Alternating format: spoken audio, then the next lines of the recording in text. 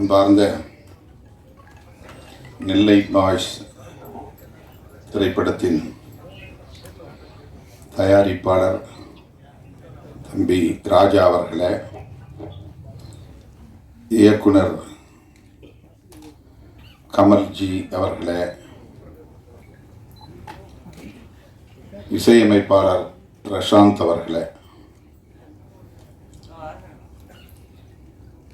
திரைப்படத்தின் கதாநாயகன் தம்பி அறிவழகன் அவர்களே, கதாநாயகி தங்கை ஹேமா அவர்களே, நிகழ்வில் பங்கேற்று வாழ்த்துரை வழங்கி அமர்ந்திருக்கிற பெருமதிப்பிற்குரிய அண்ணன் கலைப்புலி தான் அவர்களே, வாழ்த்துரை வழங்கி நிகழ்வுக்கு சிறப்பு சேர்த்திருக்கிற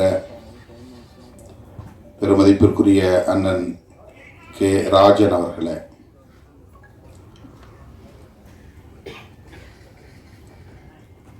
திரைப்பட தயாரிப்பாளர் சங்கத்தின் துணைத் தலைவர் அன்பு இளவல் தமிழ்குமரன் அவர்களே, தமிழ் திரைப்பட தயாரிப்பாளர் சங்கத்தின் செயலாளர் திருமிகு ராதாகிருஷ்ணன் அவர்களே, மற்றும் இந்த நிகழ்வில் பங்கேற்று இதனை சிறப்பித்துக் கொண்டிருக்கிற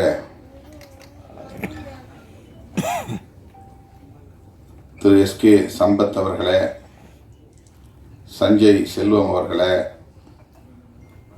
மதன்குமார் அவர்களே, அபிநயா ஜென்சி அவர்களே, விஜித் அவர்களே, ரியாத் அவர்களே, வித்யாராம் அவர்களே, திருமதி லாவண்யா அவர்களே மற்றும் திரு சிவக்குமார் அவர்களே, இந்நிகழ்வில் பங்கேற்று இதனை சிறப்பித்துக் கொண்டிருக்கிற இந்த திரைப்பட குழுவை சார்ந்த தொழில்நுட்ப கலைஞர்களே, திரளாக கூடியிருக்கிற தமிழ் சொந்தங்களே, உங்கள் அனைவருக்கும் என்னுடைய பணிவார்ந்த வணக்கத்தை தெரிவித்துக் கொள்கிறேன். மிகவும் நேரம் கடந்து இந்த நிகழ்வை நாம் தொடங்கியிருக்கிறோம் என்று ஒவ்வொருவரும் இங்கே பேசியதை நீங்கள் அறிவீர்கள். காலத்தாழ்வுக்கு நானும் ஒரு காரணம். அதற்காக என்னுடைய வருத்தத்தை தெரிவித்துக் கொள்கிறேன். நெல்லை பாய்ஸ் என்கிற இந்த திரைப்படத்தின் பாடல் வெளியீட்டு விழா, அதிலே பங்கேற்கிற ஒரு வாய்ப்பு, இந்த அரிய வாய்ப்பை எனக்கு வழங்கிய தயாரிப்பாளர் ராஜா அவர்களுக்கும் இயக்குனர் கமல் அவர்களுக்கும் இந்த படத்தின் நாயகன் தம்பி அறிவழகன் அவர்களுக்கும் என்னுடைய நன்றியை முதலில் உரித்தாக்குகிறேன். ராஜா அவர்களை பற்றி திரைப்படத்தில் இன்றைக்கு மிக பெரும் ஜாம்பவான்களாக இருக்கக்கூடிய அண்ணன் தான் அவர்களும் அண்ணன் ராஜன் அவர்களும் பலரும் இங்கே பேசினார்கள். எனக்கு பெரிய அளவில் அவர் அறிமுகம் இல்லை. இயக்குனரும் தயாரிப்பாளரும் அறிவழகன் அவர்களோடு வந்து இந்த நிகழ்வுக்கு வர வேண்டும் என்று எனக்கு அழைப்பு விடுத்தார்கள். பல்வேறு பணிச்சுமைகளுக்கு இடையிலே எனக்கு சற்று தயக்கம் இருந்தது. ஆனாலும் மறுதளிக்க இயலவில்லை. அதற்கு முக்கியமான காரணம், இந்த படத்தின் நாயகனாக நடிக்கிற தம்பி அறிவழகன் என்னால் அன்போடு கென்னி என்று அழைக்கப்படக்கூடிய தம்பி, குழந்தையிலிருந்து என் மடியில் வளர்ந்த ஒரு பிள்ளை. நான் எண்ணி பெருமைப்படுகிறேன். திரைப்பட கதாநாயகர்களை தொட்டு பார்த்தால் போதும் என்கிற நிலையில் இருந்த நான் இன்றைக்கு ஒரு நாயகனை நானே மடியில் வளர்த்தேன் என்று பார்க்கிற போது அது பெரும் மகிழ்வை தருகிறது. கே நகர் ஒட்டகப்பாளையத்திலே நான் ஒரு வாடகை வீட்டில் தங்கியிருந்தேன் சில காலம். அந்த வீடு தம்பி அறிவழகனுடைய பெற்றோர் திரைப்பட கேமராமேன் தம்பி வில்லாளன் என்கிற சிகாமணியின் வீடு. அவர் யார் என்றால் ட்ரம்ஸ் சிவமணி அவர்களின் மருமக பிள்ளை, மைத்துனர்.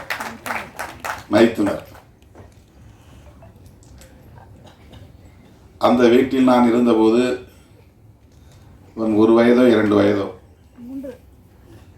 3 வயது. குழந்தைகள் என்றால் எனக்கு அப்படி ஒரு பிரியம் உண்டு. அதிலும் இவன் வித்தியாசமானவன். பார்ப்பதற்கு மிகவும் அழகாக கவர்ச்சிகரமாக இருப்பான். அவ்வளவு அழகிய ஒரு குழந்தை, கொழுகொழுவென்று இருப்பான். அவன் நான் வெளியிலே சுற்றுப்பயணம் போய்விட்டு வந்து நள்ளிரவு வந்தாலும் அவனை பார்த்தால் விடமாட்டேன். காலையில் நிகழ்ச்சிகளுக்கு புறப்படுவதற்கு முன்பு அவனை பார்த்துவிட்டு தான் செல்வேன். அப்படி அவன் மீது ஒரு பிரியம். நிறைய கிள்ளி வைத்திருக்கிறேன், கடித்து வைத்திருக்கிறேன். அப்படி இருந்த ஒரு பிள்ளை இன்றைக்கு வளர்ந்து திரைப்படத்துறையிலே ஒரு கதாநாயகனாக ஒரு படத்தில் நடிக்கிறான் என்பதை அறிந்து உள்ளபடியே நான் பெரிதும் மகிழ்ந்தேன். அவனை பார்க்கிற போதெல்லாம் எப்போது உன் படம் வருகிறது என்று திரும்ப திரும்ப கேட்பேன். எத்தனையோ பலர் அப்படி படங்களில் நடித்து அந்த திரைப்படங்கள் வெளியிடாமல் அப்படியே நின்று விடுவதையும் நாம் பார்க்கிறோம். திரைக்கே வராமல் போய்விடுகிறது. சிறு முதலீட்டு படங்கள் அப்படி பல நெருக்கடிகளை சந்திக்கின்றன. அவர்களால் பெரிய அளவிலே பிரம்மாண்டமான விளம்பரங்களை செய்ய முடிவதில்லை. வெளியீட்டாளர்களும் அந்த அளவுக்கு போட்டி போட்டுக்கொண்டு வாங்க வருவதில்லை. அதாவது டிஸ்ட்ரிபியூட்டர்ஸ், விநியோகஸ்தர்கள். சிறு முதலீட்டு படங்கள் எத்தகைய நெருக்கடிகளை எல்லாம் சந்திக்கின்றன என்பதை நாம் அவ்வப்போது அறிகிறோம். அந்த வரிசையிலே இந்த படமும் ஒன்றோ, அறிவழகன் நடித்த படம் திரைக்கு வராமல் போய்விடுமோ என்ற கவலை எனக்கு இருந்தது. திடமென போன வாரம் வந்து தயாரிப்பாளர் ராஜா அவர்களையும் கமல்ஜி அவர்களையும் அழைத்து வந்து அறிமுகப்படுத்தி, இந்த நிகழ்ச்சிக்கு நீங்கள் கட்டாயம் வர வேண்டும் என்று தன்னுடைய பெற்றோரோடு வந்து, என்னுடைய தாயாரும் இங்கே வந்திருக்கிறார், அவர்கள் வந்து என்னை அழைத்த போது என்னால் மறுதளிக்க இயலவில்லை, மகிழ்ச்சி தாழவில்லை. கட்டாயம் நான் வருகிறேன், எவ்வளவு வேலைகள் இருந்தாலும் வருகிறேன் என்று உறுதியளித்தேன். கட்சி அலுவலகத்தில் ஏறத்தாழ 200 பேருக்கு மேல் இன்றைக்கு திரண்டிருந்தார்கள். 5 மணிக்கே எனக்கு பதற்றம் வந்து விட்டது. 6 மணிக்கு நிகழ்ச்சி ஆயிற்றே. பெரிய தயாரிப்பாளர்கள், நடிகர்கள் எல்லோரும் வருவதாக சொன்னார்களே, அவர்களெல்லாம் முன்கூட்டியே வந்து காத்திருப்பார்களே என்கிற பதற்றம். ஆனாலும் என்னால் உரிய நேரத்திற்கு வர இயலாத அளவுக்கு பல்வேறு மாவட்டங்களிலிருந்து நிறைய தோழர்கள் வந்து என்னை சூழ்ந்து கொண்டார்கள். அவற்றையெல்லாம் பின்னுக்கு தள்ளிவிட்டு நான் இங்கே வந்து உங்கள் முன்னால் நிற்பதிலே மகிழ்ச்சி அடைகிறேன். தம்பி அறிவழகனை நான் நெஞ்சார வாழ்த்துகிறேன். அது என்னுடைய முதல் கடமை. அவருக்கு இப்படி ஒரு வாய்ப்பை தந்த ராஜா அவர்களுக்கும் கமல்ஜி அவர்களுக்கும் என்னுடைய நெஞ்சார்ந்த வாழ்த்துக்கள். அவர் பிரபலமான குடும்ப பின்னணியை கொண்டவர் அல்ல, ஏற்கனவே பல படங்களை நடித்து புகழ் பெற்றவர் அல்ல. ஆனாலும் அவரை ஒரு நாயகன் ஆக்க வேண்டும் என்று துணிந்து தம்பி ராஜா அவர்கள் ஒரு முதலீட்டை செய்திருக்கிறார் என்றால் அவருக்கு எப்படி என்னுடைய பாராட்டை தெரிவிப்பது, வாழ்த்துக்களை தெரிவிப்பது என்று திணறி நிற்கிறேன். அதற்காக அவரை நான் மீண்டும் ஒரு முறை வாழ்த்தவும் பாராட்டவும் கடமைப்பட்டிருக்கிறேன். நெல்லை பாய்ஸ் கதை முழுமையாக நாம் இன்னும் திரைப்படத்தை பார்க்கவில்லை, தெரியவில்லை. ஆனால் அந்த எழுத்தை பார்த்ததும் நான் கேட்டேன், என்ன இந்த நெல்லையில் நிறைய அறிவாள்கள் இருக்கின்றன, கொடுவாள்கள் இருக்கின்றன, இந்த எழுத்தின் வடிவமைப்பிலேயே அருவா இருக்கிறதே என்று கேட்டேன். நெல்லை என்றாலே அருவாள் என்று சொல்லக்கூடிய நிலை. அப்படித்தான் அதை சித்தரிக்க வேண்டும் என்று இல்லை. திரைப்படங்களில் எனக்கு நெடுநாளாக உள்ள ஒரு பெரிய கேள்வி, வன்முறைகள் இல்லாமல் படம் எடுக்கவே முடியாதா என்ற கேள்வி. வன்முறைகளுக்கு முன்னுரிமை அல்லது முக்கியத்துவம் தராமல் திரைப்படங்களை எடுக்க முடியாதா என்ற கேள்வி. திரைப்படங்களில் காட்டுவதைப் போல் உள்ளபடியே மக்களிடையே வன்முறை கலாச்சாரம் இருக்கிறதா என்ற கேள்வி. இயக்குனர்கள் மாற்றி சிந்திக்க வேண்டும். ஒரு கதாநாயகன் என்றால் அவன் 10 பேரை ஒரே நேரத்தில் அடித்து வீழ்த்துவான், 100 பேரை எதிர்கொள்வான், பெரிய அளவில் ஒரு தாதாயிசம் அல்லது ரவுடியிசம் இருந்தால்தான் அவன் ஹீரோ என்று கட்டாயமாக வலிந்து அதை காட்டித்தான் ஆக வேண்டுமா என்ற கேள்வி எனக்கு உண்டு. நெல்லையில் எவ்வளவோ பேர் கல்விமான்கள் இருக்கிறார்கள், தொழிலதிபர்கள் இருக்கிறார்கள்,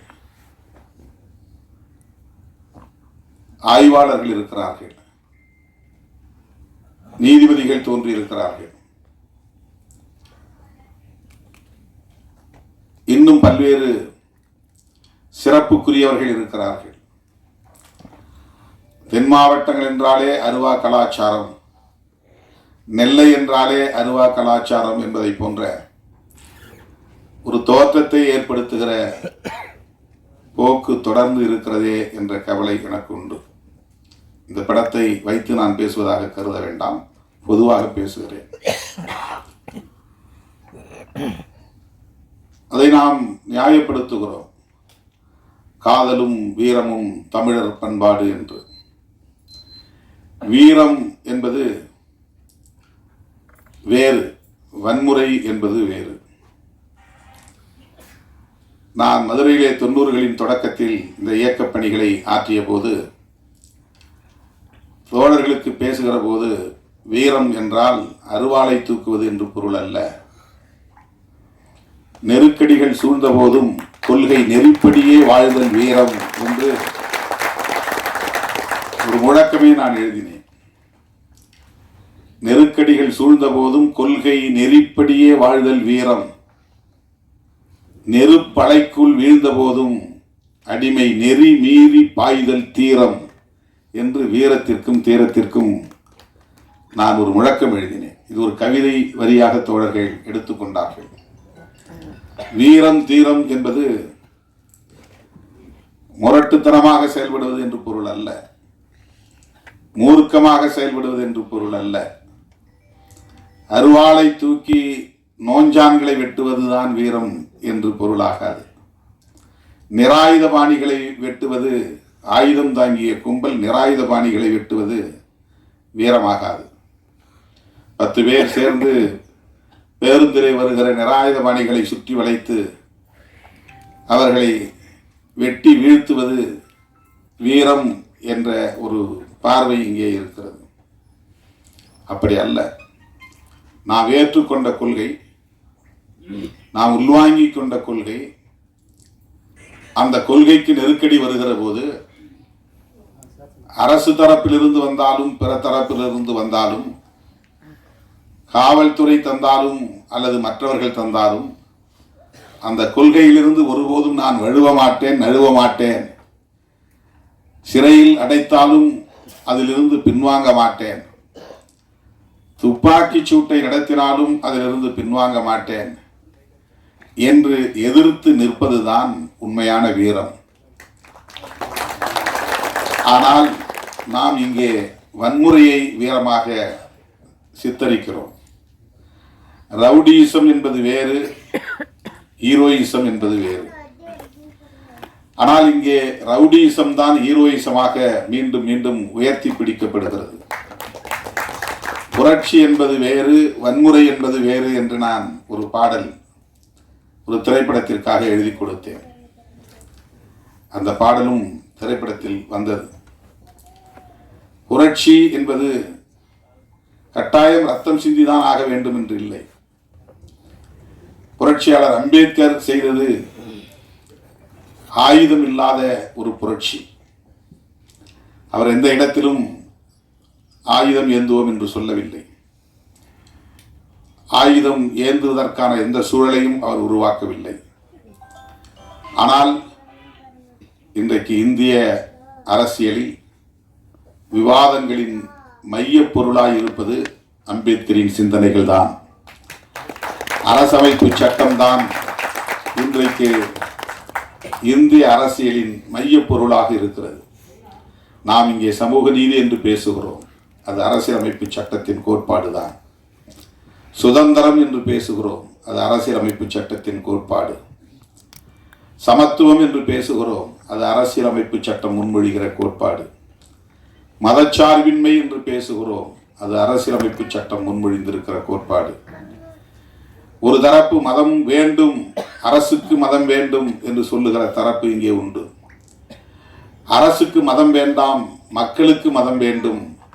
மதம் என்பது அரசுக்கானதல்ல, மக்களுக்கானது. இதுதான் அரசமைப்பு சட்டம் சொல்லுவது. இது எவ்வளவு பெரிய புரட்சி! இன்றைக்கு எளிய மக்கள் கல்வி பெற முடிகிறது, அதிகாரம் பெற முடிகிறது, கருத்து சொல்ல முடிகிறது, ஆளும் வர்க்கத்தை எதிர்த்து போராட முடிகிறது. இவ்வளவு வாய்ப்புகளையும் எது தருகிறது என்றால் அரசமைப்பு சட்டம் தருகிறது. இவ்வளவு பெரிய மாற்றங்கள் இன்றைக்கு நிகழ்கிறது என்றால் அது அரசமைப்பு சட்டத்தால். ஒரு காலத்தில் பெண்கள் வீட்டை விட்டு வெளியே வர முடியாது, பெண்களுக்கு கல்வியே இல்லை என்கிற நிலை இருந்தது, சொத்துரிமை இல்லை என்கிற நிலை இருந்தது. அவர்கள் விரும்புகிற வாழ்க்கையை தீர்மானிக்க முடியாத நிலை இருந்தது. இன்றைக்கு அதுவெல்லாம் மெல்ல மெல்ல மாறி வருகிறது. 12ஆம் வகுப்பு தேர்வு முடிவுகள் வருகிற போது மாவட்டத்திலும் சரி, மாநிலத்திலும் சரி, முதல் மதிப்பெண் எடுக்கிறவர்கள் பெண் பிள்ளைகளாக இருக்கிறார்கள். விளையாட்டு போட்டிகளாக இருந்தாலும், வேறு வகையான போட்டிகளாக இருந்தாலும் அதிலே இன்றைக்கு பெண் பிள்ளைகள் முதலிடத்தில் இருக்கிறார்கள். இந்த சில பத்தாண்டுகளில் இவ்வளவு பெரிய முன்னேற்றம் பெண்களிடையே ஏற்பட்டிருக்கிறது. அவர்களால் நீதிபதிகளாக இருந்து தீர்ப்பு வழங்க முடிகிறது, வழக்கறிஞர்களாக இருந்து வாதாடி வெற்றி பெற முடிகிறது, அரசியல் தலைவர்களாக இருந்து கட்சியை வழிநடத்த முடிகிறது. இதற்கெல்லாம் வழிவகுத்தது எது என்றால் அரசமைப்பு சட்டம்தான். இதுதான் புரட்சி, அமைதி புரட்சி. எனவே வன்முறையை புரட்சி என்று நாம் கருதக்கூடாது. ரவுடிசத்தை ஹீரோயிசம் என்று நாம் சித்தரிக்க கூடாது. சொல்லுவதற்கு, பேசுவதற்கு, விவாதிப்பதற்கு, வெற்றிகரமாக அதை மக்களிடத்திலே கொண்டு போய் சேர்ப்பதற்கு நிறைய கருப்பொருள்கள் இருக்கின்றன. தயாரிப்பாளர்களும் இயக்குநர்களும் இன்னொரு கோணத்தில், மாற்று கோணத்தில் சிந்தித்து படைப்புகளை கொண்டு வருவதற்கு நிறைய வாய்ப்புகள் இருக்கின்றன. எல்லோரையும் போல ஒரு குத்துப்பாட்டு இருக்க வேண்டும், நெருக்கமான காதல் காட்சிகள் இருக்க வேண்டும், கவர்ச்சிகரமான காட்சிகள் அமைய வேண்டும், அதுதான் வியாபார உத்தி என்று ஒரு வரையறையை வைத்துக்கொண்டு ஸ்கிரிப்ட் எழுதுகிற நிலை இருக்கிறது. அந்த வரையறைகளை உடைக்க முடியும். கதாநாயகன்களின் மூலம் நம்பிக்கையை மக்களிடத்திலே விதைக்க முடியும். எவ்வளவோ கருப்பொருள்கள் நமக்கு இந்த சமூகத்தில் கிடைக்கின்றன. இந்த திரைப்படம் வன்முறையை அடிப்படையாக கொண்டிருக்கிறதா அல்லது கவர்ச்சிகரமான காட்சிகளை கொண்டிருக்கிறதா என்று நமக்கு தெரியாது. ஆனால் பொதுவாக இப்படி ஒரு பார்வை இருப்பதை நாம் பார்க்கிறோம். நான் பார்க்குற எல்லா படங்கள்லையும் குறைஞ்சது 3 சண்டை இருக்கு, 4 சண்டை இருக்கு. அதில் கடுமையான இரத்த வெறி கொண்ட வன்முறைகள் இருக்கின்றன. அதை பார்க்க பார்க்க பார்க்க வன்முறை என்பது இயல்பானது என்று ஒரு உளவியல் இங்கே கட்டமைக்கப்படுகிறது. வன்முறையை கண்டு ஐயோ இது பாவம், இது தவறு, இது அநீதி, இப்படி செய்யலாமா என்று பதறுகிற உள்ளம் போய் இதுவெல்லாம் இயல்பானது, இதுவெல்லாம் நடக்கும், இவையெல்லாம் நடக்கத்தான் வேண்டும் என்று ஒரு பொது உளவியலை இத்தகைய காட்சிகள் கட்டமைக்கின்றன. வன்முறையின் மீது ஒரு எதிர்மறை விமர்சனம் இல்லாமல் அதை கடந்து போகிற நிலை உளவியலாக கட்டமைக்கப்படுகிறது. எந்த ஒரு காட்சியை திரும்ப திரும்ப நாம் காட்டுகிறோமோ அந்த காட்சி இயல்பான ஒன்றாக மாறிவிடுகிறது. எவ்வளவு பேரை தீ வைத்து கொளுத்தினாலும் நம்ம கண்டுக்காமல் இருக்கிறோம். ஏன்னா திரைப்படங்களில் பார்த்த காட்சிகள். பெண்களை நிர்வாணப்படுத்தி பெட்ரோல் ஊற்றி கொளுத்தினாலும் நாம் அப்படியே அதை வெறும் காட்சியாக பார்த்து கொண்டு சாப்பிட்டு கொண்டிருக்கிறோம், அரட்டை அடித்துக் கொண்டிருக்கிறோம். நம் மனம் பதறுவதில்லை. இவையெல்லாம் வாழ்க்கையில் நடக்கிறது. கொடூரமான படுகொலைகள் நடக்கின்றன. மேலவளவிலே 7 பேரை வெட்டி படுகொலை செய்கிறார்கள் பட்டப்பகலில். தமிழ்நாடு அமைதியாக இருந்தது. திண்ணியம் என்கிற இடத்திலே ஒருவன் கொடுத்த பணத்தை திருப்பி கேட்டான் என்பதற்காக அவனை கட்டி வைத்து உதைத்து அவன் வாயிலே மலத்தை திணித்தார்கள். நாடு அமைதியாக இருந்தது. 2002ஆம் ஆண்டு நான் வன்னிக்கு போயிருந்த போது அண்ணன் பிரபாகரன் அவர்கள் போனவுடன் என்னிடத்தில் கேட்ட கேள்வி இதுதான். திண்ணியத்தில் ஒருவன் வாயில் மலத்தை திணித்தானே, என்ன கொடுமை, 3 நாள் நான் உறங்கவே இல்லை. இதையெல்லாம் எப்படி உங்கள் மாநிலத்து தலைவர்கள் சகித்து கொண்டு அமைதியாக இருக்கிறார்கள்? வாயிலே மலத்தை திணித்தவன் இன்னும் உயிரோடு இருக்கிறானா என்று கேட்டான். ஒரு அநீதி நடக்கிற போது ஒருவன் உள்ளம் கொதிக்கிறது என்றால் அவன்தான் புரட்சியாளன். எந்த ஊர்ல நடக்குது, எங்க ஊர்ல நடக்குதா அப்படின்னு பார்த்து கொதிப்படைகிறது இல்லை. எங்க சாதிக்கு நடக்குதான்னு பார்த்து கொதிப்படைகிறது கொதிப்பு அல்ல, புரட்சி அல்ல. எங்கோ ஒரு இடத்தில் அநீதி நடக்கிறது என்றால் இந்த அநீதி நடப்பது கொடுமை என்று பதறுகிற அந்த உள்ளம், அதுதான் புரட்சிகர உள்ளம். அப்படி பதற முடியாமல் ஆக்குவது எது என்றால் திரைப்படங்களில் காட்டுகிற இத்தகைய காட்சிகள் தான். தினந்தோறும் பார்க்குறோம். எல்லா படத்திலும் வன்முறைகள். 10 பேர் சேர்ந்து ஒரு கொடூரமா வெட்டி படுகொலை செய்யக்கூடிய காட்சிகள், ரத்தம் தெறிக்கிற காட்சிகள், இதுவெல்லாம் நம்ம ஒரு படமாக தான் காட்சியாக தான் நடத்துகிறோம். ஆனால் அதை பார்க்குற மக்கள் மத்தியில் அது ஒரு தாக்கத்தை ஏற்படுத்துகிறது. அது ஒரு பொது உளவியலை கட்டமைக்கிறது. இப்படிதான் நடக்கும். அங்கே 2 பேரை வெட்டிட்டாங்களா, 10 பேரை வெட்டிட்டாங்களா, அதை பற்றி நமக்கு பிரச்சனையே இருக்காது, கவலையே இருக்காது, பதற்றமே இருக்காது, படபடப்பு இருக்காது, பதைப்பு இருக்காது. அப்புறம் அநீதி நிகழ்ந்து கொண்டே தான் இருக்கும். வீட்டுக்குள்ள புகுந்து ஒருத்தன் துப்பாக்கியெல்லாம் சொல்றான் கர்நாடகாவில். ஏன்டான்னா அவன் இடதுசாரி சிந்தனையாளர். நாடு அமைதியாக இருக்கிறது, பதறவே இல்லை. அந்த கவலையிலிருந்து நான் இதை சுட்டி காட்டுகிறேன். இந்த திரைப்படத்தை முழுமையாக பார்க்க ஆசை. ஏனென்றால் அதிலே தம்பி அறிவழகன் கதாநாயகனாக நடித்திருக்கிறான் என்பதும் ஒரு காரணம். நெல்லை பாய்ஸ் எப்படிப்பட்டவர்களாக இருக்கிறார்கள், நம்முடைய கமல்ஜி அதை எப்படி இயக்கியிருக்கிறார், நடிகராகவும் தயாரிப்பாளராகவும் இருக்கிற தம்பி ராஜா அவர்கள் எப்படி இதிலே கவனம் செலுத்தி இருக்கிறார், அவருக்கு எதிர்காலம் இருக்கிறது என்று அண்ணன் ராஜன் அவர்களும் பேசினார், அண்ணன் தானு அவர்களும் பேசினார். ஒரு படத்தை தயாரிப்பது எவ்வளவு பெரிய போராட்டம் என்பது நமக்கு தெரியும். சிறு முதலீடு என்றால் அதற்கு சிறு படம் என்று நாம் சொல்லுகிறோம். எந்த படமும் சிறிய படம் பெரிய படம் என்றில்லை. முதலீடு தான் சிறிய முதலீடு, பெரிய முதலீடு. சிறு முதலீட்டு படங்கள் என்று வேண்டுமானால் நாம் சொல்லலாம், சிறு படங்கள் என்று சொல்லக்கூடாது. தயாரிப்பாளர்களுக்கு இருக்கிற நெருக்கடிகள், அந்த படத்தை தயாரித்து அதை திரைக்கு கொண்டு வருவது என்பது எவ்வளவு பெரிய போராட்டம் என்பது நமக்கு தெரியும். வந்ததும் அண்ணன் சொன்னார், 200 படம் வருதுன்னா 190 படங்கள் படுத்துக்குது, 10 படங்கள் தான் ஓடுது. ஆனாலும் இன்னும் 100 பேர் திரும்ப அந்த களத்துக்குள்ள வராங்க. இந்த தகவலை சொன்னார். தயாரிப்பாளர்கள் நலிவடைந்து விடக்கூடாது, நட்டமடையக்கூடாது. அவர்களும் இங்கே பாதுகாப்பாக தொடர்ந்து இயங்க வேண்டும். அதற்காகத்தான் இந்த சங்கங்கள் எல்லாம், தயாரிப்பாளர்கள் சங்கம், இயக்குனர்கள் சங்கம் என்று ஒவ்வொரு கலைஞர்களுக்கும் தனித்தனியே சங்கங்கள். தயாரிப்பாளரும் இயக்குனரும் ஒருமித்த கருத்தோடு இணைந்து இயங்கினால்தான் ஒரு படம் முழுமை பெறும். அந்த படத்தை திரைக்கும் கொண்டு வர முடியும். அதற்கு இந்த சூழல் ஏதுவாகவும் அமைய வேண்டும். இவற்றையெல்லாம் கடந்து இயக்குனர், தயாரிப்பாளர் போன்றவர்கள் ஒரு படத்திலே எந்த காட்சிகளை அமைக்க வேண்டும் என்பதிலும் ஒரு முற்போக்கான பார்வை கொண்டிருக்க வேண்டும். சாதி அமைப்பை நியாயப்படுத்துவது, சாதி பெருமையை உயர்த்தி பிடிப்பது, மதவாத அரசியலை நியாயப்படுத்துவது, இவையெல்லாம்